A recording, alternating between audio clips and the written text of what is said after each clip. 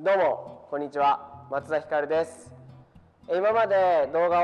を何本も上げさせてもらったんですけど、質問、コメント、励ましのコメントなんかもいただいて、本当に、ありがたく思っています。で、その中でも、今日はピッチングについての、質問にいくつか答えようと思います。はい、ではこの質問に答えていきます。小学生の指導をしていますが、2ステップの時に右足が中心ラインより左側へ入るとリリース時に腰を回しきれずに投球がインコース側にそれる選手が多いですっていう質問が、あったので、これにお答えしたいと思います。でまた、小学生の指導方法で気をつけることなどありますかっていうのもちょっと答えようかなと思います。多分ピッチングの基礎の動画を上げた時にステップの説明の時に左足つくよりも右足が一塁方向、この形をとっ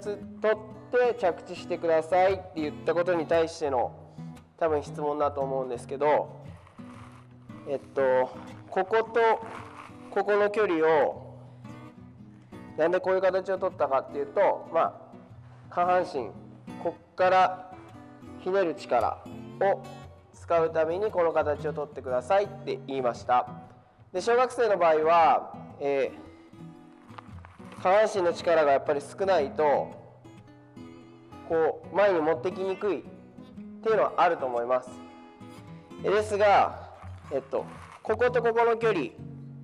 基礎の動画でも説明したんですけど、ここが離れれば離れるほど足を寄せるのが難しくなるっていう話をしたんで、この形をとってもこの幅が狭ければくるってその筋力あんまり関係なくくるって回るんですね。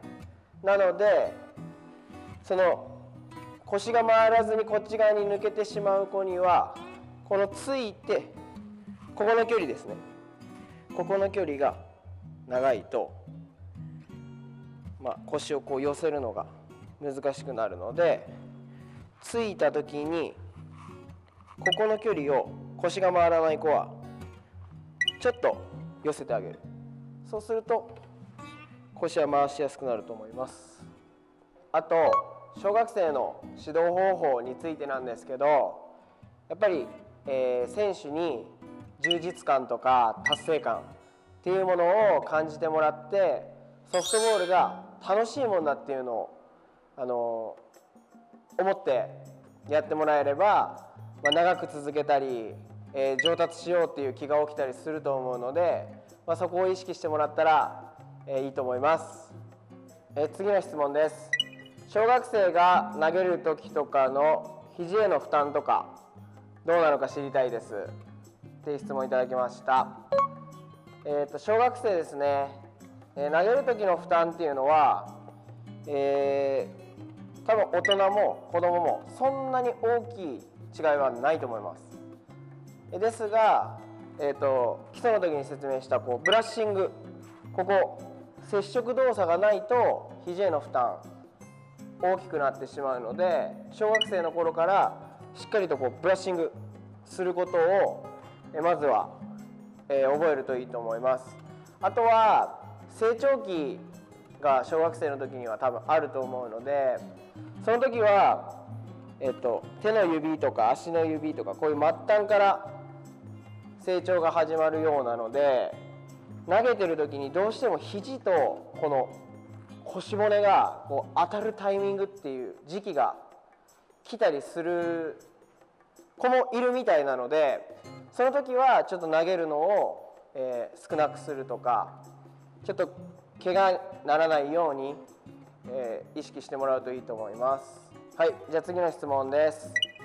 ピッチャーはどこの筋肉をつけたらいいんですかっていうのと、ソフトボールの投手は利き腕がめちゃくちゃ太いと聞くのですが、松田投手もですか、両腕の違いの動画見たいですっていうコメントあったんで、ちょっとじゃあ見せたら早いと思うので見せたいと思います。結構左スッと上がるんですけど、右ここがなかなか上がらないんです。2太さでいうとこれぐらい違います。でソフトボールのピッチャーが他のアスリート、いろんな競技のアスリートに比べて発達している筋肉っていうのはもうこの前腕、ここだと思うので、全身はもちろん鍛えたらいいと思うんですけど、特にどこが必要かって言われたらここ前腕を鍛えると、ピッチングにつながるんじゃないかなというふうに思います。で僕の場合はここどうやって鍛えたかっていうと、もちろん投げ込み、これはもちろんありますと、大学時代に10キロのダンベルを1日1000回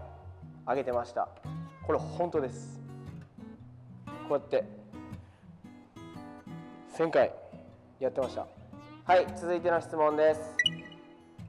腕の振り上げの際、どうしても帽子のつばに腕が当たってしまうのですが、どうすれば解決できるのでしょうかっていう質問です。はい、これはですね、こう上げるときにこう当たるっていうことですね。この時に例えばまずは引く時、腕を引く時に体からこう離れていってしまうと、どうしても引いた方向に腕が上がるので、ここ当たりやすくなります。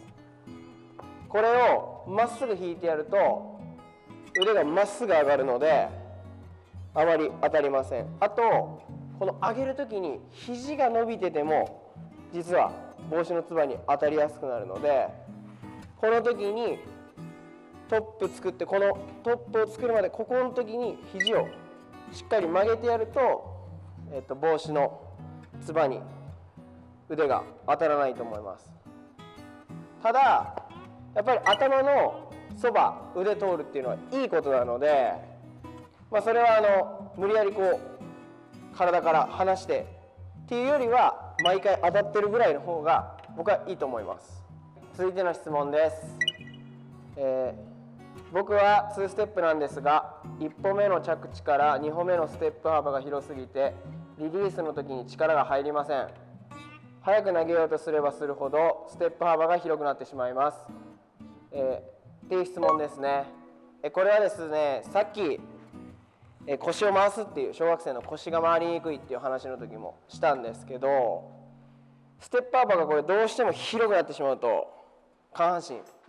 力必要ですよね。なので飛んで右足ついて、こっから左足をこうついて伸ばしていくとどうしても距離出てしまうので、ついたらもうすぐ右ついたら左つく。そうするとここの距離っていうのはあんまり生まれないので、ここであんまりこう長いこと時間をかけてしまうとどうしても左足がどんどん前に行ってしまうので、もう右足ついたら左もすぐ下ろすっていう形を取ると、速い球を投げようとした時でも同じ距離でいけると思います。続いての質問です。1試合相手からの試合までの調整方法も教えていただきたいですっていう質問です。1試合相手っていうのは同じ日に第1試合と第3試合という話かなと思うので、そういう時の、調整方法を教えていきたいと思います。1試合目、例えば1試合完投したら、100球前後は投げてると思うので、寒い時暑い時状況違うんですけど、寒い時は1回多分体冷えると思うので、しっかり走ったり歩いたりして体を温めて、投げる球っていうのは試合と試合の投げる球っていうのはもうほんと少なくていいと思います。体を温めて動かす準備を体作ってあげて、でもう10球20球投げたらで、感覚がまだちょっとおかしかったら多少数を増やしてって言って、状況に応じて球数は変えていったらいいと思うんですけど、基本的には1試合目とダブルヘッダーってなるとどうしても試合数だけで球数がどんどん増えていってしまうので、なるべく短い球数で準備してやった方が、その日の2試合目の後半までも体力持つと思うので、球数を減らして、走ったりっていうので、体を作るっていう調整方法を取るといいと思います。続いての質問です。松田さんは普段試合前のアップとしてどれくらい体を動かしていますか？試合前のアップの方法とその時間、試合前の投げる球数などを教えていただけたらと思いますという質問なんですけど、さっき答えた質問とちょっと似てるんですけど、試合前はだいたいチームがグラウンドに試合の2時間半前ぐらいには入るので、自分の場合はその2時間もアップで動いてしまうとどうしても試合の時にいいパフォーマンスできないので、歩く時間を長くとって本当1時間とか歩いたり、例えばその前にどっか他のチームの試合がやっていたら試合を見てまず気持ちを作ります。で気持ちを作って、20分30分歩いたり走ったり、その日の気温と自分の体調疲れ具合に合わせて、ちょっといいぐらい自分のいいぐらいの、走る時間だったり歩く時間だったりっていうのを、体ほぐれたなと思ったら、キャッチボールをして、で下投げするのは、20球30球で基本的には作ります。で20球30球で、感覚がまだダメだなっていう時だけ、40球50球投げて試合に入る時もあるんですけど、そこのアップの球数が増えてしまうとどうしても試合での球数が持たなくなったり体力持たなくなったりするので、なるべく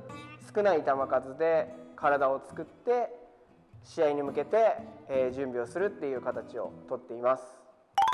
はい、いかがだったでしょうか。本当にいろんなたくさん質問、いただいていて、